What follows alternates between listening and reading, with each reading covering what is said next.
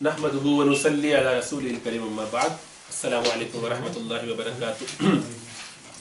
तो उसूल हदीस का जो हमारा दौर चल रहा है उसमें चौथा हिस्सा आज पढ़ेंगे, फिर दोबारा रिवाइज की जाए कुछ बातें अगर आपके जहन में हो। तो हमने अहादीस की तकसीम किस तरीके से की जाती है इस पर गुफ्तगू शुरू की थी। तो पहली दफ़ा हमने बात की थी कि अहादीस के रावी कितने हैं, तो उसमें वो तकसीम आई थी कि हदीस मुतवातिरा जिसकी तादाद बहुत ज़्यादा हो कि जिनके आपस में झूठ पर या इत्तेफाक करना मुमकिन ना हो अक्लन, तो हम कर चुके। फिर उसके बाद एक किस्म आई थी जिसमें 3 रावी हो हर दर्जे में, तो वो मशहूर, और 2 हो तो अजीज़, और 1 हो तो उसको गरीब या फर्द, दोनों तरीके से कहते थे। तो वो एक डिस्कशन हुआ था। फिर एक और तरीके से हदीस की तकसीम की जाती है जो रावियों के स्टैंडर्ड के हवाले से, उनके एट्रीब्यूट्स के हवाले से कि उनकी क्या, उनका लेवल क्या है, उनकी सकाहत कितनी है, उनकी अदालत क्या है।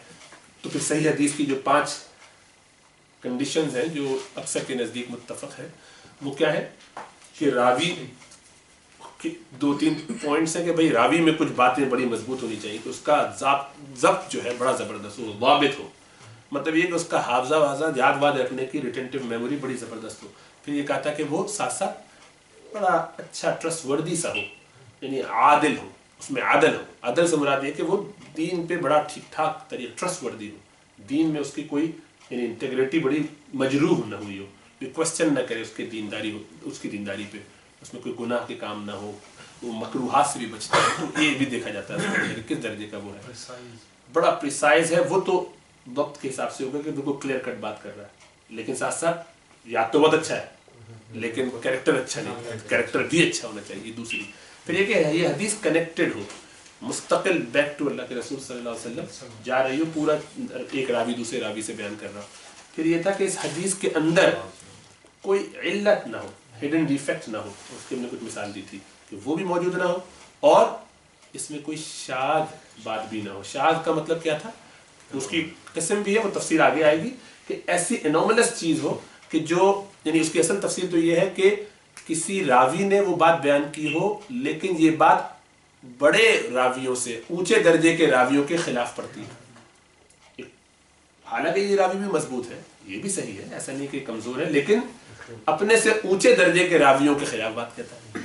तो ये बात जो आई है यहाँ पे कुछ गड़बड़ हुई है, हम नहीं मालूम कर पाते वो क्या गड़बड़ है, क्योंकि जो इससे ऊंचे दर्जे का रावी है या 2-3 रावी है वो तो एक बात कह रहे हो, ये बात दूसरी कह रहा हूं। तो हम कहेंगे कि कंपैरेटिवली क्योंकि उनका मकाम हायर है तो उनकी हदीस की सेहत ज़्यादा है, तो इसलिए वो कबूल किया जाएगा, ये उनके खिलाफ है। तो हम कहेंगे सही ज़रूर है, लेकिन इसको शाज़ कहते हैं कि ये स्ट्रेंज ओपिनियन है, पता नहीं कहाँ से आई है, हम छोड़ते हैं इसको, ठीक है। तो ये 5 कंडीशंस थी। इसकी बेस पे फिर हमने कहा था कि अहादीस सही की एक तकसीम ये है कि वो हदीस मकबूल होगी या मरदूद होगी। मकबूल का मतलब ये कि काबिल कबूल है, जिस पर आप अमल करेंगे, या वो मरदूद है कि उसको रद्द कर दिया जाएगा, फेंक दिया जाएगा। अभी हमने मकबूल ही की तकसीमों पे बात करना शुरू की है। तो मकबूल की हमने इस तरीके से कुछ तकसीम बनाई थी कि हदीस में, हदीस का अपना मकाम क्या है, क्या ये सही की वो जो 5 कंडीशंस है उसमें हाईएस्ट लेवल पे मौजूद है, तो सही अपने तौर पर सही लिज़ाती ही होगी। फिर ये है कि सही तो नहीं है उस दर्जे में, लेकिन हसन है, एक आध तो रावी थोड़ा सा ज़ाब्ते में या याद रखने में, यानी ज़ब्त के अंदर कमज़ोर है, मेमोरी थोड़ी सी वीक है, लेकिन 2-3 और हदीसें, 2-3 और बातें ऐसी हैं जो उसको सपोर्ट कर देती हैं, कुछ और नरेशंस हैं, तो वो दोबारा हसन, ये सही ले गैरी ही हो गई, सही तो हो गई, उस लेवल पे आ गई है, लेकिन खुद नहीं बल्कि और सपोर्ट की वजह से। फिर इसी तरीके से हसन है कि जिसमें रावी का हाफजे का थोड़ा सा क्वेश्चन है, बाकी चीज़ें उसमें ठीक है, और वो 5 कंडीशन में से 4 ठीक आती हैं, एक कंडीशन में थोड़ा सा मसला है, वो खुद है तब हसन ले जाती ही हुई, और अगर खुद नहीं है गैरी हुई, किसी और वजह से अगर इस दर्जे में आई। फिर अब आज जो हम पढ़ेंगे तारुफ की वजह से, अब ये हदीसें सही आ गई, उसमें अब ये है कि ये सारी हदीसें सही हैं एक मौजू पर, लेकिन जितनी हदीसें उनको जब देखा जा रहा है तो आपस में उनमें कोई इख्तिलाफ नजर आ रहा है। कोई 2 हदीसें हैं, एक ये कह रही है एक ये कह रही है, किसको लेंगे? तो इसको एडजस्ट करने में, इसको असेस करने में, इसको एनालाइज करने में कुछ टूल्स इस्तेमाल करने पड़ेंगे। आज उसकी बहस होगी इंशाअल्लाह ताला, उसको देखते हैं क्या है। तो तारुफ क्या है, अगर 2 हदीसें बराबर स्ट्रेंथ की हैं, जाहिर बात है एक ज्यादा मजबूत है, एक थोड़ी सी कम है, एक हसन है और एक सही है, तो जाहिर बात है सही सही है ना। इसी तरीके से एक ज़ईफ है और एक सही है, तो जाहिर बात है ज़ईफ को थोड़ी आप कबूल करेंगे। تو جب دونوں برابر درجے کی ہوں، اب مسئلہ ہوگا کہ ان میں سے کس پہ عمل کیا جائے گا. تو اس میں کچھ چیزیں ہیں جو لی جاتی ہیں.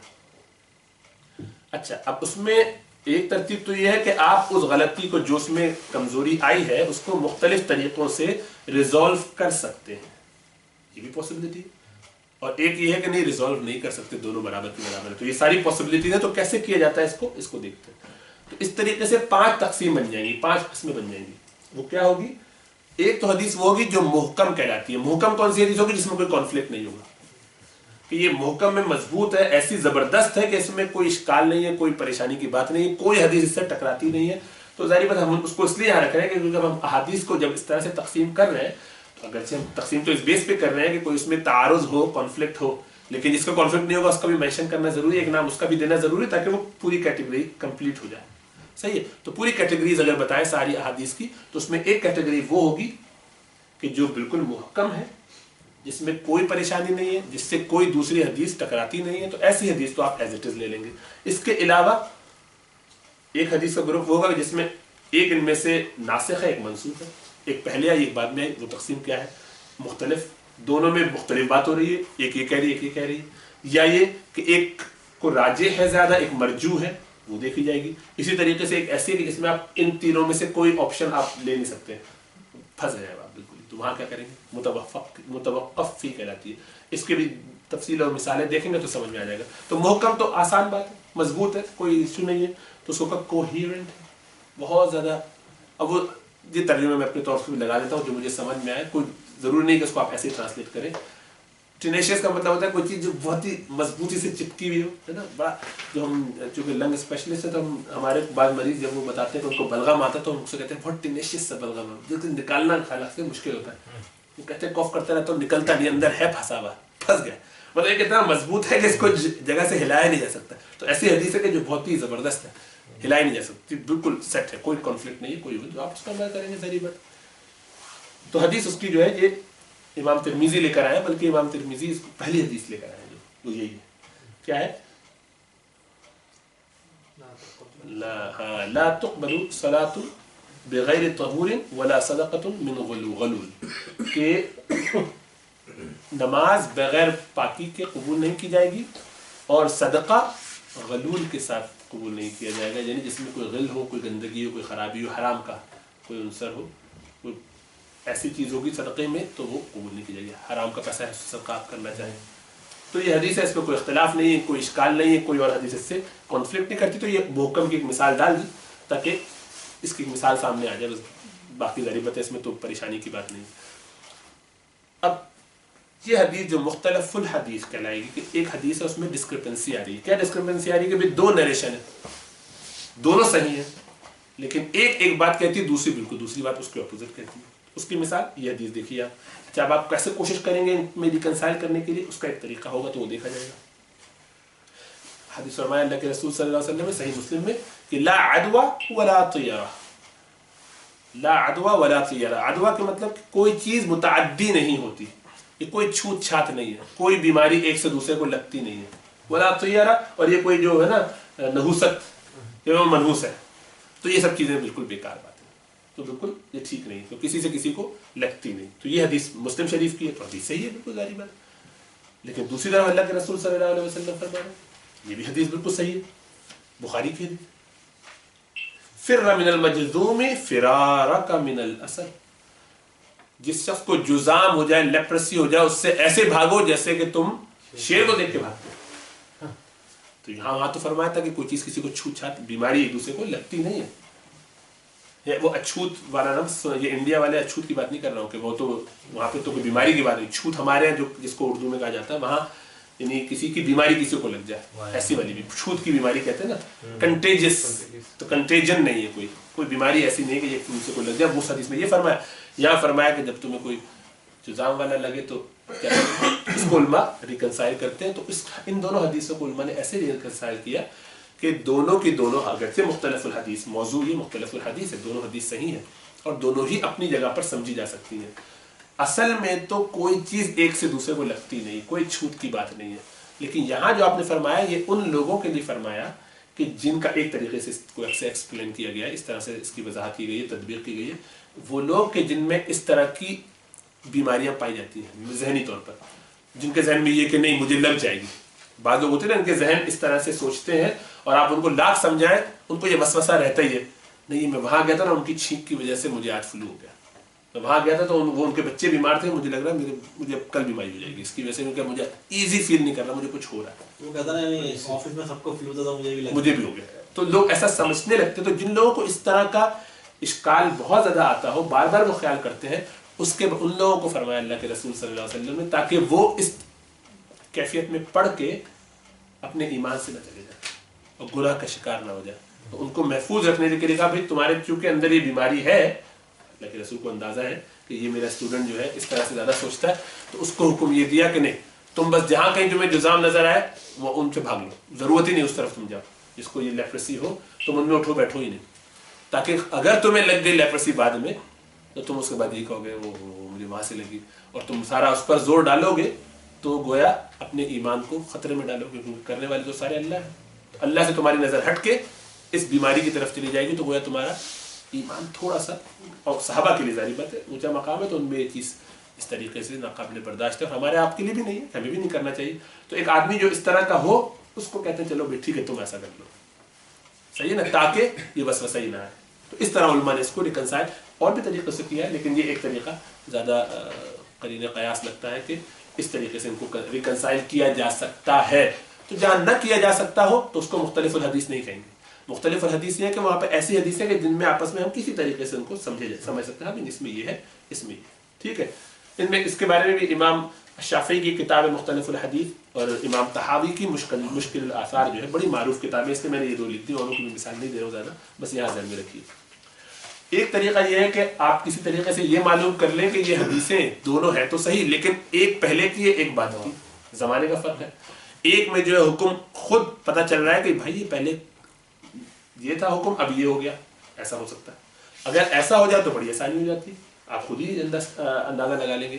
لیکن اس سے اب یہ ایک بات یہ پتہ چل رہی ہے آپ کو کہ کوئی حدیث دیکھ کے اس پر دوڑ کے عمل نہیں کیا جا سکتا. خود عام آدمی کے لیے مجھے یہ حدیث مل گئی بخاری میں، اب مثال کے طور پہ کوئی اس کی بیس پہ فتوے دینے لگے پیچھے جو دونوں حدیثیں گئی ہیں تو گناہ گار ہو، اس لیے کہ اس نے دین کے بارے میں ایک بات اپنی طرف سے کہہ دی بغیر تحقیق کے، بغیر پورے علم کے.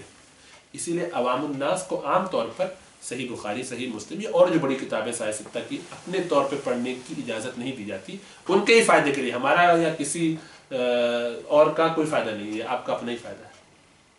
جب آپ ایسی چیز نہیں پڑھیں گے تو آپ کو فائدہ یہ ہوگا آپ پڑھیں استاد سے پڑھیں جو آپ کو ان چیزوں کی بتا سکے، بھائی یہ حدیث یہاں پر تو ایسے، لیکن دوسری حدیث اس کے بارے میں مسلم ہوتی ہے. اب آپ بخاری پڑھیں گے تو مسلم تو نہیں پڑھیں گے آپ، اور آپ اگر پڑھی بھی تو آپ کو یاد بھی نہیں ہوگی مسلم میں یہ حدیث آئی.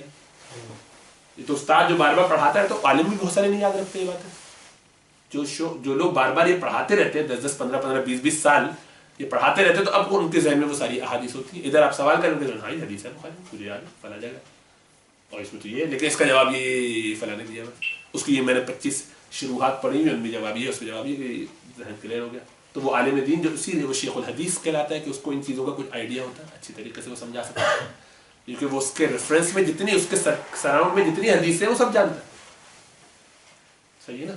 تو اس سے اگر یہ بات سمجھ میں آ جائے کہ یہ ساری چیزیں خود کرنے کی نہیں ہے، تحقیق جو ہے یہ بہت اچھی طریقے سے کسی استاد کی سرپرستی میں کیجیے تو کیجیے، جیسے ہم لوگ سارے کے لوگ طالب علم میں ہم ایسے ہی کرتے ہیں اپنے ساتھ اپنے شیخوں کے ساتھ. خود علامہ بننے کی کوشش کرتے ہیں، شیخ گوگل اور مفتی یاہو کے چکر میں نہ پڑے. صحیح ہے نا. کمپیوٹر سے اٹھایا اور اپنے طور پہ کرنے لگے، کیونکہ آج کل ہر چیز مل جاتی ہے اور اس بڑے فخر یہ بتاتے ہیں کہ بخاری میں ہمیں مل گیا اور حدیث اور مسلم میں مل گئی. بھائی اس کی طرح تحقیق پوری کر لو پھر، اور ہو سکتا ہے وہ ٹھیک بھی ہو، آپ نے کچھ ہو سکتا ہے آپ 10 باتیں صحیح بھی پکڑ لیں لیکن ایک بات غلط پکڑی تو آپ وہاں پہ پھنس. ہو سکتا ہے کہ وہ آپ کے ایمان کے ہی لیے نقصان دہ ہو اور آپ اس کے بعد کئی لوگوں کو اس کی بنیاد پر گمراہ کریں اور جذباتی ہو کے کرتے چلے جائیں. جب آپ کی آنکھ کھلے تو بہت دیر ہو چکی، جب کھلے تو اس وقت آپ کو پتہ ہی نہ ہوگا آپ کہاں کہاں گمراہی پھیلا چکے ہیں، ان تک انڈو کرنے کا کوئی راستہ بھی نہیں ہو، کیونکہ وہاں کوئی بٹن نہیں کلک کرنے کا، اب تو ہو چکا، نپ چکا. صحیح ہے نا. تو یہ بہت احتیاط کی ضرورت ہے ان چیزوں میں. اب یہ نسخ جو ہے قرآن میں بھی ہوا ہے، قرآن خود فرماتا ہے کہ ما ننسخ من آیۃ أو ننسها نأتی بخیر منها أو مثلها، کہ ہم جو چیزوں کو منسوخ کرتے ہیں تو اس سے بہتر لے آتے ہیں ویسے لے آتے ہیں. دو ایسی احادیث کے جن کے درمیان ایسا اختلاف ہو ہے دونوں صحیح کہ ان میں سے لازمی طور پہ آپ ایک کو چھوڑنا ہی پڑے گا. وہاں آپ یہ مختلف الحدیث کی طرح نہیں کہ آپ نے دونوں کو انڈرسٹینڈ کر لیا اور آپ ایڈجسٹ کر سکتے ہیں, ریکنسائل کر سکتے ہیں, گویا مطابقت لا سکتے ہیں, تطبیق کر سکتے ہیں. یہاں پر آپ یہ کوئی تطبیق کر نہیں سکتے, ورنہ پھر وہ تو کانفلکٹ ہوا ہی. اگر آپ ان میں کر سکتے ہیں تو پھر تو وہ مختلف الحدیث ہوگی, پھر وہ اس کی ضرورت ہی نہیں پڑے گی, پھر دونوں پہ عمل کیجیے. کیونکہ اصول یہی ہے کہ جتنی احادیث ہیں سب پہ عمل کرنا چاہیے. اصول اصل یہی ہے. کیونکہ ہم یہ نہیں کہہ رہے ہیں کہ اللہ کے رسول صلی اللہ علیہ وسلم جو باتیں کہیں آپ ان میں سے چیک کریں کس پہ عمل کریں کس پہ نہیں کریں. نہیں, یہ تو چونکہ ہمارے پاس یہاں سے یہ تحقیق کرنا یا معلوم کرنے کا کوئی آلہ نہیں ہے کہ ان میں سے اللہ کے رسول صلی اللہ علیہ وسلم کا الٹیمیٹ حکم کیا تھا ان دو سچویشنز میں. کیا یہ سچویشنل تھا, کیا یہ ہمیشہ کے لیے تھا, کیا یہ اس خاص آدمی کے لیے تھا, یا بعد میں تبدیل ہو گئے, یا دونوں ہی آپشن اویلیبل ہیں. چونکہ ہم یہ اس کو اپنے طور پہ معلوم نہیں کر سکتے تو ہم فقہا محدثین کے کام پہ ڈپینڈ کرتے ہیں کہ وہ ان چیزوں کو ہمارے لیے کر کے بتا دیں, پھر اس کی بنیاد پر ہم عمل کرتے ہیں. عام آدمی کے لیے تو بالکل پاسبل ہے, اور محدثین بھی جو یہ کرتے ہیں یہ بھی اجتہادی طور پہ کرتے ہیں, ان پر بھی وہی تو آتی نہیں. فقہا بھی یہ کام اجتہاد کے طور پہ کرتے ہیں, لیکن ان کا اجتہاد کرنا نہ صرف یہ کہ جائز ہے بلکہ ان کا فرض ہے, اور ان کا کرنا ثواب کا کام ہے. اگر ان سے غلطی ہو تب بھی ان کو ثواب ملتا ہے, جیسے اللہ کے رسول نے فرمایا کہ جب وہ غلطی کرتے ہیں تو ایک ثواب ورنہ دو ثواب, صحیح ہونے کی وجہ سے اور محنت کرنے کی وجہ سے, کیونکہ وہ کوالیفائڈ ہے. اس کی مثال ہم پہلے بھی دے چکے ہیں کہ جیسے ڈاکٹری میں ہوتا ہے یا کسی اور شعبے میں ہوتا ہے, جب آپ کوالیفائڈ ہوتے ہیں اور آپ وہ کام کریں, آپ کو آپریشن کرنا سکھا دیا, اب آپ نے آپریشن کیا اس میں غلطی ہوگی تو کوئی مسئلہ نہیں. مطلب اگر آپ سارے کام صحیح طریقے سے کرتے رہیں اور غلطی ہوگی تو ایکسپیکٹڈ ہے کہ غلطیاں انسان سے ہوں گی. لیکن آپ ڈاکٹر نہیں اور آپ نے ٹھیک کر دیا, پھر بھی آپ کو پولیس پکڑ کے لے جائے گی کہ آپ کی ہمت کیسی, اپنڈکس نکالا کیسے جبکہ آپ سرجن نہیں تھے. پاکستان میں تو چل جائے گا, یہاں پہ نہیں. ٹھیک ہے, اللہ محفوظ فرمائے. تو اگر کسی طریقے سے یہ اندازہ ہو جائے کہ ایک پہلے کی اور ایک بات کی ہے تو پھر اس پر ناسخ اور منسوخ کا سلسلہ بن جائے گا. تو جو چیز ناسخ ہے وہ دوسرے کو منسوخ کر دینا, مطلب ہم جانتے ہیں اس کو نلیفائی کر دیا, کینسل کر دیا. تو ناسخ وہ ہے جو کینسل کرے, منسوخ وہ ہے جس کو کینسل کیا جائے. تو جو پرانی ہوگی اس کو نئی والی چیز منسوخ کر دی کہ نیا ایڈیشن آ گیا, لیٹسٹ ایڈیشن آ گیا, بعد میں اللہ کے رسول نے بھی یہ فرما دیا. اب اس کی ترتیب یہ ہو سکتی ہے کہ جو ناسخ ہے وہ خود پتہ چل جائے, اللہ کے رسول صلی اللہ علیہ وسلم کے اپنے الفاظ میں ہی ایسا آ جائے. مثال کے طور پہ اس کی مثال ہے کہ اللہ کے رسول صلی اللہ علیہ وسلم نے خود ہی زیارت قبور کے بارے میں فرمایا کہ کنت نہیتکم عن زیارت القبور الا فزوروها, ہے نا. اور اس میں آگے بھی حدیث کے الفاظ ہے کہ اللہ کے رسول صلی اللہ علیہ وسلم فرماتے ہیں کہ بھائی میں تمہیں منع کیا کرتا تھا زیارت قبور سے, اب جان لو, سنو, باخبر رہو کہ اب جا سکتے ہو, اب اس کی زیارت کیا کرو. کہ فرمایا کہ یہ تمہیں موت یاد دلانے والا ایک ذریعہ ہے, اس سے موت یاد آتی ہے. قبروں کے پاس جاتے ہو, اپنی موت کو یاد کرتے ہو تو اس کا تمہیں فائدہ ہوتا ہے, آخرت کو یاد کرتے ہو تو اچھی چیز ہے. تو اس سے تو ہمیں خود ہی پتہ چلے گا جب جہاں منع کیا جس حدیث میں وہ حدیث منسوخ ہو گئی, اب اس پر عمل نہیں ہوگا, اب اس پر عمل ہوگا. مردوں کی بات ہو رہی ہے کہ اب اس حدیث سے یہ پتہ چلا کہ زیارت قبور کرنا جائز ہے. پہلے منع تھا, خود اللہ کے رسول صلی اللہ علیہ وسلم نے یہ الفاظ استعمال کر کے, اب یہ حدیث جو صحیح مسلم میں آئی ہے, بریدہ رضی اللہ عنہ کی روایت, صاف پتہ چل گیا. تو اس میں کوئی اشکال ہی نہیں رہا, امت کا اجماع ہے اس پر کہ ہر ایک کے لیے اس پہ جائز ہے. پہلے منع تھا اب جائز ہے, کیونکہ اس وقت ذرا ابتدائی زمانہ تھا, کہیں ایسا نہ ہو کہ لوگ قبروں میں پوجنا شروع کر دیں اور انہیں سے مانگنے سمجھنے لگیں کہ شاید اس وقت جب لوگ بن رہے تھے, جب بن کے مضبوط ہو گیا سارا کام, تو اب ٹھیک ہے. جیسے قرآن کے لیے ہوا کہ جب قرآن کے لکھا جائے گا تو ابھی قرآن کو پکا ہونے تو جب سارا لکھ لیا جائے گا, اب حدیث کی بات آئے گی تو پھر حدیث بھی لکھ لیں. فی الحال ذرا قرآن پہ زیادہ فوکس رکھو. جیسے عمر فاروق کو منع فرمایا تھا کہ بھائی تم تورات وہ لے آئے تھے نسخہ اور بڑے شوق سے دکھایا اللہ کے رسول, تو آپ ناراض ہوتے کرنے. موسیٰ بھی ہوتے تو ان کے لیے بھی اس کے علاوہ کوئی راستہ نہیں تھا کہ وہ میرے طریقے پر چلیں. وہ بھی تورات نہیں پڑھتے, اگر آپ آ جائیں موسیٰ تو یہ بتانے کا مطلب تھا. اور تم تورات پڑھ کے خوش ہو رہے, تمہارے پاس جو ہے موجود اس کو فکر کرو. لیکن ظاہر معلوم ہے کہ وہ اس وقت کے لیے تھا. اب تو یہ تورات کو اگر پڑھے آج عالم دین, ہم آپ کو نہیں پڑھنا چاہیے, لیکن عالم دین پڑھے تحقیق کے لیے, معلوم کرنے کے لیے, تو پڑھتے ہیں, پڑھنا چاہیے, ضرورت ہے امت کی, ان کا جواب کون دے گا, امت کو گمراہی سے بچائے گا کون. تو وہ اس زمانے میں, لیکن ابتدائی طور پہ جب قرآن آ رہا تھا تو اس وقت. تو یہ ایک تو صورت یہ ہوگی. یا کسی صحابی نے کھانا کھایا, آپ نے پکا ہوا کھانا, اس کے لیے حدیث آگے کہ پکا ہوا جو کھانا ہے کھایا اگر آپ نے جو چولہے پہ گرم کر کے کوئی چیز, چائے پی لی, کھا لیا, کچھ کھانا وانا, تو اس سے وضو گیا. پہلے ہی ہوتا, اور وہ چیز اس کو آپ چھو لیں. لیکن پھر صحابی فرماتے ہیں, جابر بن عبداللہ فرماتے ہیں, یہ سنن ابی داؤد کی روایت ہے, کہتے ہیں کہ کانا آخر الامرین من رسول اللہ صلی اللہ علیہ وسلم ترک الوضوء مما غیرت النار کہ ترک الوضوء مما غیرت النار کہ آخری کام 2 کاموں میں سے اللہ کے رسول صلی اللہ علیہ وسلم سے وضو نہ ٹوٹنے کا ہے کہ آپ کو وضو نہیں کرنا، یعنی وضو چھوڑ دیجئے اس چیز سے کہ جو آگ سے تبدیل ہو جائے. مطلب یہ کہ سالن آپ نے پکانا چاہا، پانی رکھا، پانی سالن بن گیا، آٹا رکھا، روٹی بن گئی. تو جو چیز تبدیل کر دے آگ جس چیز کو، اس کو اگر کھا لیا آپ نے، ایسی کسی چیز کو کہ جو آگ کی وجہ سے تبدیل ہو گئی، ڈالا چکن نکلا روسٹ تو چینج ہو گیا. تو اگر ایسا ہو گیا تو وہ چیز آپ سے وضو کو لازم کر دے گی. تو کہا اب اس کو ترک کر دیا جائے، اس پر اب وضو نہیں کرنا. صحیح ہے.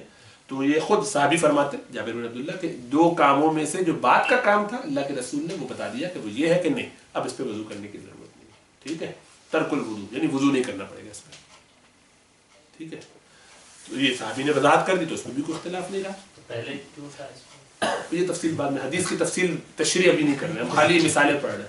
ٹھیک ہے. بس وہ اللہ کے رسول نے فرمایا تھا، یہ اس کو ایسی حکم سمجھیے. ٹھیک ہے. کیونکہ پھر وہ سبق مکمل نہیں ہوگا. ذہن میں یہ رکھیے کہ ہم احادیث نہیں پڑھ رہے ہیں، کیونکہ احادیث کی بحث میں اگر لگیں گے تو ایک ہی حدیث میں پورا درس مکمل ہو جائے گا. تو وہ جب حدیث کی کتاب پڑھیں گے انشاءاللہ تعالیٰ اس کے بعد شروع کریں گے. ارادہ ہے کہ پہلے ریاض الصالحین یعنی پہلے امام نووی کی 40 اور پھر اس کے بعد ان کی ریاض الصالحین اور پھر مشکات، یا تو پھر کبھی موقع ہو تو کچھ پڑھیں گے، ابتدائی کچھ چیزیں پڑھتے تو پھر وہاں ان کی انشاءاللہ تفصیلات ڈسکس کریں گے. یہ ہو سکتا ہے کہ کسی چیز کا حکم ہمیں ایسے پتہ چل جائے کہ پہلے یہ بعد میں یہ. صحیح نا. اللہ کے رسول فرماتے ہیں، شداد بن اوس رضی اللہ تعالیٰ عنہ کی روایت ہے، کہتے ہیں کہ ابو داؤد میں اور نسائی دونوں میں آئی ہے حدیث، فرماتے ہیں کہ افطر الحاجم والمحجوم، جس نے حجامہ کی اور جس کی حجامت کی گئی دونوں کا وضو ہو، یہ روزہ ٹوٹ گیا، دونوں نے روزہ توڑ لیا. حجامت اردو والی حجامت نہیں، پٹائی والی نہیں، اس کا مطلب ہے وہ کپنگ، جو پچھنے لگوانا. تو وہ سینگی سے لگا لیتے، سینگیں جو ہوتی ہیں ان سے خالی کر کے، آج کل وہ شیشے کا بھی بنا لیتے ہیں کپ سا، تو کپ لگاتے ہیں، ہلکا سا لینسٹ سا ہوتا ہے، کیا کہنا چاہیے، تھوڑا سا چیرا لگا دیتے ہیں ہلکا ہلکا اسکن پہ. یہ سنت ہے، وہ بہت بڑی فضیلت کی سنت ہے. اور اس میں پھر وہ اس کو سک کرتے تو بلڈ ڈرین، بلڈ لیٹنگ اس کو کہہ سکتے ہیں، بلڈ لیٹنگ، تو خون تھوڑا سا ڈرین ہو جاتا ہے. یہ سنت. اس کے بارے میں فرمایا کہ جس نے یہ کیا اور جس شخص پہ کیا گیا دونوں کا روزہ گیا. لیکن پھر بعد میں اللہ کے رسول صلی اللہ علیہ وسلم فرماتے ہیں، بخاری اور مسلم کی دونوں کی روایت ہے کہ نبی صلی اللہ علیہ وسلم احتجم وهو صائم، وہ روزے کی حالت میں تھے اور آپ نے کروایا. یہ جو بعد والا ہے یہ جو ہے وہ بعد کا واقعہ ہے اور عمرۃ القضاء کا غالباً یا فتح مکہ کے بعد کا واقعہ ہے، اور پہلا والا جو ہے وہ اور پہلے کا ہے، حدیبیہ کا غالباً واقعہ ہے. تو اس طرح کا دونوں کا وقت کا فرق ہے. ہمیں معلوم ہے کہ یہ حدیث اس وقت کی ہے، یہ حدیث اس وقت کی ہے، صحابی کی وجہ سے پتہ چل گیا، وقت کی وجہ سے پتہ چل گیا، کب آپ نے یہ کیا تھا کب وہ کیا تھا. دونوں آپشن آپ کے سامنے ہیں، دونوں آپ کی واقعات آپ کے ذہن میں ہیں کتابوں کے اندر. تو اس کی بیس پہ آپ نے کہا کہ پہلی والی کہ اس سے یعنی روزہ ضائع ہو جاتا ہے، یہ اب نہیں مانا جائے گا، خاص طور سے جس نے کیا اس کا. اب اس طرح سے کرونالوجی کی وجہ سے آپ نے یعنی اس کی ترتیب، وقتی ترتیب کی وجہ سے آپ نے اندازہ لگا لیا کہ یہ حدیث کون سی استعمال کی جائے گی. پھر کسی بات میں امت کا اجماع ہو گیا تو وہ حدیث، جس شخص نے شراب پی، من شرب الخمر فجلدوا فإن عاد في الرابع فاقتلوا. امام ترمذی اور ابو داؤد کی روایت ہے کہ جس شخص نے شراب پی اس کو کوڑے لگا. اب یہ ہے کہ اس نے چوتھی دفعہ بھی اگر پی، 1 2 3 کوڑے لگتے رہے، چوتھی دفعہ بھی اگر پی تو اس کو قتل کر دو. تو یہ حدیث جو ہے اس کے مقابلے میں امت کا اجماع، تمام صحابہ کا بھی، ان کے بعد تمام ائمہ کا، محدثین کا، فقہاء کا، سب کا یہ اجماع ہو گیا اس پر کہ نہیں، قتل کرنے کی سزا اس کے بارے میں نہیں. اگرچہ حدیث صحیح ہے لیکن یہ عمل اس پر نہیں ہوگا، عمل اجماع پر ہوگا جو صحابہ کا عمل ہے، کیونکہ صحابہ نے یہ بات اللہ کے رسول سے سیکھی سمجھی ہوگی کہ بعد میں یہ حکم ہوا کسی طریقے سے منسوخ ہو گیا. اس لیے منسوخ ہو گیا کہ صحابہ ورنہ اجماع نہ کرتے اس بات پر. اور ابن حزم جو ہے وہ لیکن اس پہ وہ تشدد ان کا بہت معروف اور سب جانتے ہیں کہ وہ بہت پرتشدد تھے، جیسا لکھا ہوا گیا ویسے اس سے آگے پیچھے ہلتے نہیں تھے. تو بہت بڑے امام گزرے ہیں لیکن ظاہری فرقے کے. لیکن یہ ہے کہ اس معاملے میں ان کا یہ معاملہ کہ تشدد انہوں نے کیا اور ان کا کہ وہ کہتے کہ نہیں ہم تو اس کو ایسے مانے گے نہیں قتل کریں گے چوتھی دفعہ کے بعد. اللہ کا شکر ہے کہ وہ امیر المومنین نہیں تھے. تو لیکن یہ کہ امت نے اس کو اس وقت بھی ریجیکٹ کیا اور اب بھی ریجیکٹ کیا. تو امام نووی نے جو ہے ان کے بارے میں پھر یہ کہا کہ ان کی اس روایت کی کوئی اہمیت نہیں ہے, ان کی اس بات کی کوئی اہمیت, ہم ان کے اس فتوے کو نہیں مانتے. شاذ فتویٰ ہے ظاہری بات ہے, اس لیے کہ ان سے بڑے لوگوں کے فتوے کے خلاف ہے, تو وہ شاذ کی مثال حدیث تو نہیں ہے لیکن فتوے کے حساب سے یہ شاذ فتویٰ ہے, اس کو ریجیکٹ کر دیا گیا. تو ایک صورت تو یہ ہوگی راجع مرجوع کی بات, ناسخ منسوخ کی بات, کہ نسخ کیا یا ناسخ ہو گیا یا منسوخ ہو گیا تو بعد والی بات ہے. ایک صورت ہے کہ راجح مرجوع ہو, دونوں میں سے کسی ایک کو ترجیح دی جا سکتی ہے. ترجیح کس طرح سے دی جائے گی, اس کے کچھ اصول ہیں اور یہ اصول بھی ہر ایک کے متفق علیہ نہیں, کچھ کے مختلف ہوتے ہیں, کچھ کے مختلف ہوتے ہیں. کوئی امام کوئی محدث اس طرح کا رکھتا ہے, فقہا اپنے حساب سے دیکھتے ہیں, حدیث کو سمجھنے والے اپنے حساب سے دیکھتے ہیں جن کو محدثین کہا جاتا ہے. تو بہرحال کچھ چیزیں اس میں جو کامن ہے, کچھ چیزیں ہم اس پہ سے دیکھتے ہیں. دونوں کی طاقت برابر, دونوں حدیث سے مضبوط, اور آپ ریکنسائل نہیں کر پا رہے. یہ بھی پتہ نہیں چل رہا کہ یہ ناسخ ہے کہ منسوخ ہے, اس طرح اندازہ ہی نہیں ہو رہا. آپ کیا کریں؟ تو ہو سکتا ہے کہ ایک کو دوسرے پر فوقیت دی جا سکتی ہو, تو یوں جس چیز کو فوقیت دی جائے گی اس کو کہا جائے گا راجح, یہ حدیث راجح ہے, اور وہ حدیث مرجوح ہے جس کو حیثیت نہیں دی گئی, اہمیت نہیں دی گئی, پریفرنس جس کو دی گئی اس کو کہیں گے راجح ہے. صحیح ہے, یعنی ترجیح جس چیز کو دی گئی, ہم اردو میں بھی بولتے ہیں ترجیح دے دی گئی, تو ترجیح کس کو دی گئی اس کو راجح کہتے ہیں. تو ایک اصول اس میں یہ قائم کیا گیا, وضع کیا گیا کہ ایسی حدیث, دو حدیثیں, ایک بات کہہ رہی ہے کہ یہ چیز حرام ہے, دوسری حدیث کہہ رہی ہے یہ چیز حلال ہے, اس کی اجازت دی اللہ کے رسول نے. کہتے نہیں یہ حرام ہے, ایک روایت میں یہ آ گیا, آپس میں بات نہیں ہو رہی, الگ روایت آئی, فلاں صحابین سے یہ روایت آئی, وہاں اجازت آ گئی, یا وہاں پہ حرمت کا پہلو ہے, وہاں پر اجازت کا پہلو ہے. مبیح کا مطلب جس چیز کو مباح قرار دیا گیا, جس کو الاؤڈ قرار دیا. دوسری حدیث کہتے ہیں نہیں یہ حرام ہے, حرام قرار دیا. تو اب اگر ایسی صورت ہوئی تو اس میں کہا یہ جائے گا کہ جس چیز میں حرام قرار دیا گیا حدیث کو, اس حدیث کو فوقیت دی جائے گی, اس کو ترجیح دی جائے گی. یہ سیف بھی ہے بھائی, اس میں تو اجازت ہی دی ہے نا, یہ اجازت ہے کرنا, لیکن اجازت نہ ہو تو مشکل ہو جائے گی. تو جب فرض تو نہیں ہے نا, نہیں کرتے, جان چھڑا لیتے, فرض تو نہیں, زیادہ زیادہ اجازت ہے, بہتر ہے کہ احتیاط کریں. اس کی مثال دیکھیں گے.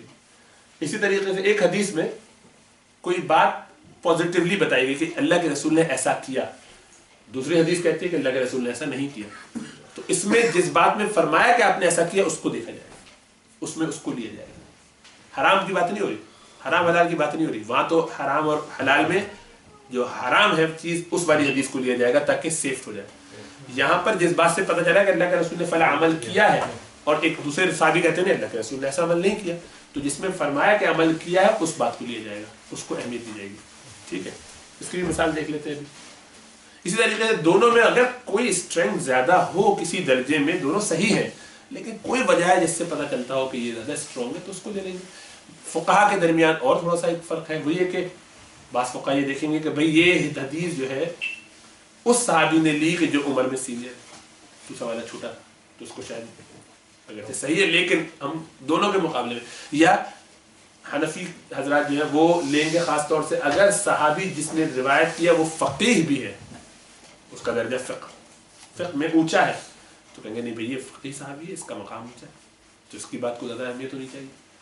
اسی طریقے سے وہ خلفاء راشدین میں سے ہے, اگرچہ باقی سارے صحابہ بھی اونچے درجے کے ہیں لیکن خلیفہ ہونے کی وجہ سے اس کی فقہ بھی اونچی ہے, اس کی انڈرسٹینڈنگ بھی زیادہ, اس کو وقت بھی زیادہ ملا, تو شاید تو کچھ اس طرح کی اور چیزیں جس سے ایکسٹرنل کوروبریٹو ایویڈنسز جو ہے یا پوائنٹس ہیں جس کی بنیاد پر اس چیز کو ترجیح دی جا سکتی ہے. امام ابو حنیفہ کا ایک اصول یہ بھی ہے کہ وہ کہتے ہیں اگر قرآن سے زیادہ مطابقت رکھتی ہو کوئی چیز تو وہ والی حدیث لے لیں گے. صحیح ہے نا. اب مثال اس کی دیکھیں, مثال کے طور پہ اللہ کے رسول صلی اللہ علیہ وسلم نے یہ بنی عرینہ کا ایک قبیلہ تھا, ادھر کے جو لوگ تھے وہ آئے تھے, انہوں نے اپنی کچھ جلدی بیماریوں کے لیے کچھ اور مسائل کے لیے شکایت کی, تو آپ نے, یہ بخاری کی حدیث ہے, تو آپ نے ان کو فرمایا کہ تم فلاں جگہ چلے جاؤ اور وہاں پر جو اونٹ ہیں خاص قسم کی کچھ جڑی بوٹیاں کھاتے ہیں, تو ان کا پیشاب اور ان کا دودھ پیو, تو تمہاری پیشاب بھی وہاں پہ آپ نے فرمایا, ان کا یورین. اب ظاہر بات ہے پیشاب تو ہمارے اور انڈرسٹینڈنگ میں تو جائز نہیں, پینا حرام. تو یہاں دوسری طرف اللہ کے رسول صلی اللہ علیہ وسلم, تو یہ حدیث صحیح ہے लेकिन दूसरी तरफ आपने फरमाया कि इस्तंज़िहू मिनल बाउल, बचाओ, दूर रखो अपने आप को शराब ये पेशाब की छींटों से, पेशाब से बचो।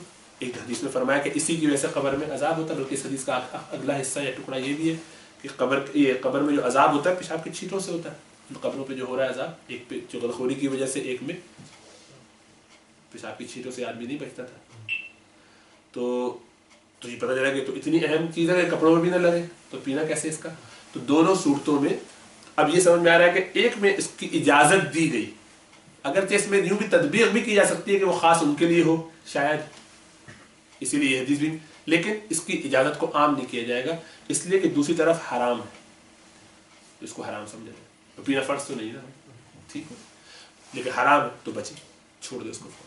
तो क्योंकि हुर्मत जिसमें है वो हदीस ज़्यादा राजिह है, ज़्यादा प्रेफर्ड है। इसी तरीके से बिलाल रज़ियल्लाहु ताला अन्हु ये फरमाते हैं कि अल्लाह के रसूल सल्लल्लाहु अलैहि वसल्लम ने फतह मक्का के दिन आप काबा शरीफ के अंदर दाखिल हुए और आपने अंदर दाखिल होके नमाज पढ़ी, नवाफिल पढ़े। हज़रत उसामा रज़ियल्लाहु ताला इब्न अब्बास रज़ियल्लाहु ताला अन्हु ये फरमाते हैं कि अल्लाह के रसूल सल्लल्लाहु अलैहि वसल्लम ने नमाज नहीं पढ़ी। काबे के अंदर आप दाखिल हुए, मैं आपके साथ था, आपने नहीं पढ़ी। बिलाल कहते हैं कि मैं था, पढ़ी। तब दोनों हदीसें सही और क्या कीजिए। तो उसमें एक तो राय ये है कि दो अलग वाक़यात एक ही दिन, आप दूसरी दफ़ा जब चढ़े तो एक के सामने, किसी ने ये तो नहीं बताया कि पहली दफ़ा नहीं, मैं सेकंड दफ़ा कहता हूँ, क्योंकि ये वीडियो रिकॉर्डिंग तो चल नहीं रही कौन किस वक्त है, जिसको जिस वक्त मौका मिला, 1.25 लाख लोग मौजूद हैं, उसने उस वक्त देखा। तो एक से इस बात हो रहा है, तो जिन्होंने नहीं देखा, हाँ उन्होंने नहीं देखा, हो सकता है कि जिस वक्त, अच्छा एक ये भी है कि जिस वक्त अल्लाह के रसूल पढ़ रहे थे उस वक्त इब्न अब्बास बाहर किसी काम के लिए भेजे गए थे, काम के लिए चले गए थे बाहर, और उस दौरान में उन्होंने नहीं देखा। बाकी वक्त आपको देखा ऐसे बैठे, इस दौरान में जो थोड़ा सा वक्फा आया वो बाहर होके आए तो आपने 2 रकअत पढ़ी। 2 रकअत हल्की सी, वो लंबी रकअत तो नहीं, जारी बात है इतने लोग हैं, सारा एक मजमा है, फतह मक्का का जो मौका है, जो भी सूरत है। तो जो चीज़ मुस्बत है, जो बता रही है कि अल्लाह के रसूल ने ऐसा किया, उसको माना जाएगा, क्योंकि उसके न उसका होना तो यकीनी है, सही हदीस है। न होने का तो ये है कि हाँ आपने नहीं देखा, लेकिन अदम ज़िक्र, अदम वजूद पर दाल नहीं होती। किसी चीज़ का अगर तस्करा न किया जाए तो उसका मतलब नहीं है कि वो नबी हो। तो आपने नहीं देखा होगा, ज़रूर नहीं कि आप हर वक्त अल्लाह के रसूल के साथ उसी तरह मौजूद हो। तो साहबी से नहीं कह रहे, तो उन्होंने तो बयान फरमा दिया जो उन्होंने देखा, बता दिया। तो बाद वाले आके उसको रिट्रोस्पेक्ट में चेक करें ना, इतने अब्बास हो तो उनसे पूछे भी आपने जब देखा तो आपको मुझसे वो कहेंगे नहीं भाई बस तो बाहर गया, मैं तो अपना बता रहा हूँ, मेरे सामने जब दाखिल हुए फिर अल्लाह के रसूल वहाँ बैठ गए थे तो मैं बाहर गया किसी काम से, मिसाल के तौर पर अगर वो ऐसा कहें, या कोई और बात कहें हाँ हाँ ये हो सकता है कि मेरे बात गए हो तो सब पढ़ी, लेकिन मेरे साथ नहीं। मैं तो ये बता रहा हूँ कि मेरे साथ नहीं पढ़ी आपने, मैं जब दाखिल हुआ तो उस वक्त नहीं आपने पढ़ी मेरे साथ। फला साहबी कहते थे हाँ मुझे मालूम है, बिलाल का तो मैंने खुद सुना, बिलाल ने मुझे बताया, मुझे मालूम है। हो सकता है खुद ही कहे कि मुझे मालूम है बिलाल के साथ पढ़ी थी, मैं तो अपनी बात कर रहा हूँ कि मेरे साथ नहीं पढ़ी थी। तो बात उस पस मंजर में, क्योंकि हम ये वेरीफाई नहीं कर सकते, इसलिए हम ये कहेंगे कि हम उस हदीस को लेंगे जिसमें इसका इस बात होता है। दोनों की बात को ऐसे साहबी हैं, दोनों की बात को रद्द नहीं करेंगे। नहीं हम रद्द नहीं कर रहे, हम ये कह रहे हैं कि अल्लाह के रसूल ने पढ़े। तो लेकिन अगर इसमें तदबीर देनी हो तो हम ये उस बात को नहीं, ये नहीं कह रहे कि इन सहाबी की बात को प्रेफर कर रहे, नहीं, हम ये कह रहे हैं जिससे इस बात हो रहा है उनसे उसकी बात को लेंगे। दोनों में क्या अल्लाह के रसूल ने पढ़ी कि नहीं पढ़ी? पढ़ी। अल्लाह के रसूल ने काबे के अंदर नमाज पढ़ी, ये बात ज्यादा मजबूत है, इस हदीस को तरजीह दी जाएगी। सहाबा के दरमियान मुकाबला नहीं हो रहा, ये ध्यान में रखें। कभी भी ऐसा नहीं होता कि हम सहाबा के दरमियान, बल्कि ये मुकाबला भी नहीं हो रहा होता कि हम ये कहें कि अल्लाह के रसूल ने फरमाया तो हम हल्का कर देंगे क्योंकि कुरान की आयत नाउज़ुबिल्लाह खिलाफ है, ऐसी कोई बात नहीं। अल्लाह के रसूल कुरान की आयत के खिलाफ कभी बोल ही नहीं सकते और सहाबा भी गलत बात नहीं करेंगे। लेकिन उन्होंने तो एक बात बयान कर दी, वो चले गए हैं दुनिया से। तो अब हमारे लिए रिट्रोस्पेक्ट में, हाइंड साइड में उसको वेरीफाई करना, तो उसमें हम ये सारे टूल्स नहीं इस्तेमाल करेंगे तो हमें नहीं पता चलेगा असल हुक्म क्या है। अगर वो हुर्मत वाला काम नहीं है तो फिर हम ऐसे सुन्नत में बिल्कुल पॉजिटिव में जाया नहीं हो, बस जाया ना हो तो क्या हुर्मत, बस इसमें हुर्मत नहीं है, या हुर्मत नहीं ना, गुनाह नहीं है इसको मान। अगर आप कहें कि ऐसा माना लो नाउज़ुबिल्लाह अल्लाह के रसूल को, तो कुछ ऐसी बात उनसे मंसूब कर रहे हैं जो गलत हो सकती है, तो वो तो नहीं करेंगे हम, सारी बात। तो वहाँ चूंकि हुर्मत और हिल्लत का पहलू आएगा, यहाँ पर क्या है, जायज़ किया या नहीं किया, तो किया तो क्या फर्क पड़ता है। अल्लाह के रसूल काबे में नमाज पढ़ ली, ऐसा तो कोई मसला नहीं ना, कोई मसला है क्या? नहीं मसला, बहुत अच्छी फजीलत की बात है। तो इसलिए उस बात को लेंगे कि जो पॉजिटिव है।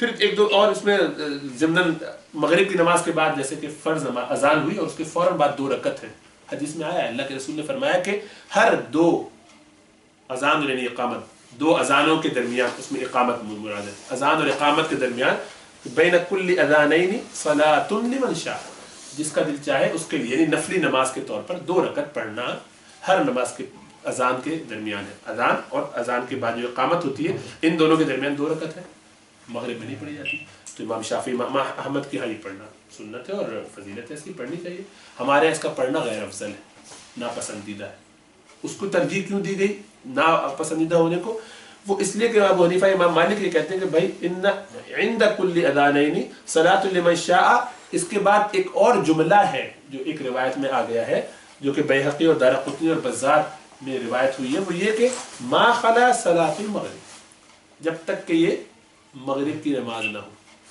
مغرب کی نماز کے علاوہ اس کے علاوہ جو نمازیں ان میں ایسا کرنا ٹھیک ہے یہ نماز اس کے بارے میں پھر جو شوافع اور امام احمد کے جو حنبلی حنابلہ ہے وہ یہ کہتے ہیں کہ بھائی یہ جو ایکسیپشن حدیث میں آئی ہے نا جس حدیث کا آپ اشارہ کر رہے ہیں وہ بڑی ضعیف ہے بلکہ بعض کے نزدیک تو موضوع ہے تو وہ حدیث ہمارے نزدیک وہ قابل قبول نہیں تو احناف اور مالکیہ وہ یہ کہتے ہیں کہ ہاں ٹھیک ہے اگر آپ ضعیف بھی مانتے ہیں موضوع آپ مانتے ہیں ہم نہیں مانتے لیکن اگر آپ مانتے بھی ہیں ضعیف اللہ تو خالی یہی بات نہیں ہے ہم نے صحابہ کا عمل دیکھا ہے جس کو ابن عمر رضی اللہ تعالیٰ عنہ فرماتے ہیں کہ جو ابو داؤد میں جس کو روایت کیا گیا ہے کہ آپ نے کسی صحابی کو پڑھتے ہوئے نہیں دیکھا ابن عمر بڑے صحابی ہیں انہوں نے کسی کو ایک عمل کرتے ہوئے نہیں دیکھا اس کے علاوہ اللہ کے رسول کی وہ حدیث بھی اس طرف اشارہ کرتی ہے جس میں آپ نے فرمایا مغرب کی نماز میں جلدی کیا کرو جلدی سے مغرب کی نماز اذان کے فوراً مت پڑھو اسی لیے آپ نے کہا ہر مسجد میں جلدی 15 منٹ کا کہیں وقفہ نہیں دیا جاتا سب جلدی پڑھتے اگر تو یہ دیکھا جا سکتا ہے 2 منٹ 3 منٹ تو دیے جا سکتے ہیں اس سے پڑھی ٹھیک ہے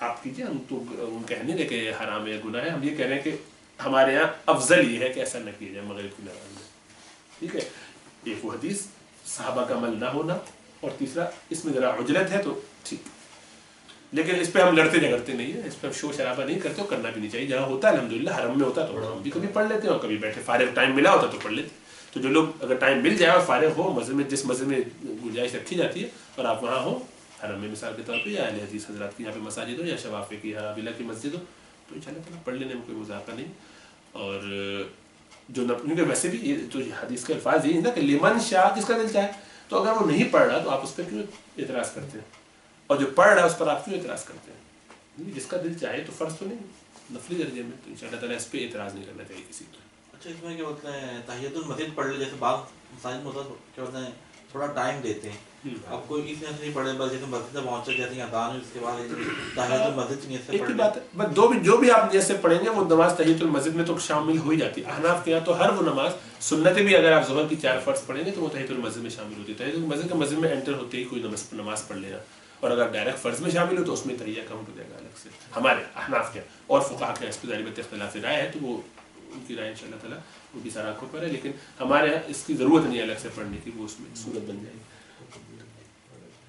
اسی طریقے سے دعائے قنوت اب دعائے قنوت جو ہے ایک حدیث میں اللہم اہدنی فیمن ہدیت وعافنی فیمن عافیت والی دعا ہے جو پڑھی جاتی ہے اسی طریقے سے ابو حنیفہ کے اللہم انا نستعینک ونستغفرک وہ بھی حدیث ہے وہ بھی دعا ہے دونوں احادیث صحیح ہیں امام ابو حنیفہ نے اس کو کیوں ترجیح دیا حنفی اس کو ترجیح کیوں دیتے ہیں اس لیے کہ اس کے بارے میں ایک تو روایت آ گئی ہے جو ہر ایک نے قبول نہیں کی ہے وہ یہ کہ غالباً اس کو یعنی ایک صحابی کے نتیجے کی رائے یہ ہے کہ یہ قرآن مجید کی ایک آیت تھی یا قرآن مجید کا ایک حصہ تھا جو حذف کر دیا گیا منسوخ ہو گیا اڑ گیا اٹھا دیا گیا اللہ تعالیٰ نے اس کو منسوخ کر دیا اب وہ قرآن کا حصہ نہیں رہا رائے ہے ضرور نہیں کہ یہ صحیح بھی بات ہو لیکن ایک اس طرف اشارہ ہے لیکن امام حنیفہ یہ نہیں کہتے امام حنیفہ یا حنفی حضرات یہ کہتے ہیں کہ یہ جو دعا ہے اللہم انا نستعینک کا یہ قرآن کے پیرائے میں ہے اس میں جو الفاظ استعمال ہوئے ہیں یہ قرآن کا انداز ہے قرآنی انداز میں اس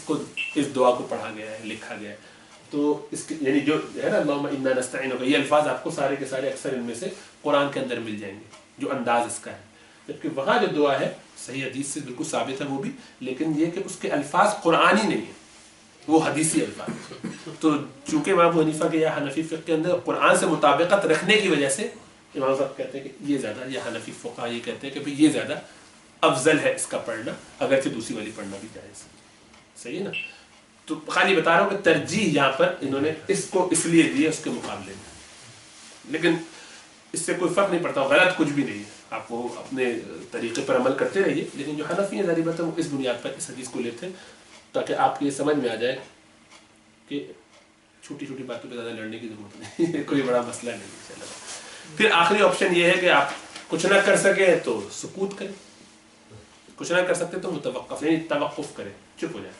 وہ حدیث جس پہ محدثین کہے بھائی نہیں پتہ، دونوں برابر ہیں، کوئی ترجیح کی صورت ہی نہیں، دونوں ایگزیکٹلی ہر چیز میں سیم ہے اور ان میں کوئی تطبیق بھی نہیں ہو سکتی، ان میں دونوں اپوزٹ مسئلہ ہے، تو اب نہ اس پہ عمل کر سکتے ہیں نہ اس پہ عمل کر سکتے، خاموش اس کو چھوڑ دیں۔ متوقف فی، متوقف تو فرد ہو جائے گا جو توقف کرے، متوفق مفعول کے سینس میں جس حدیث پہ وقف ہوا۔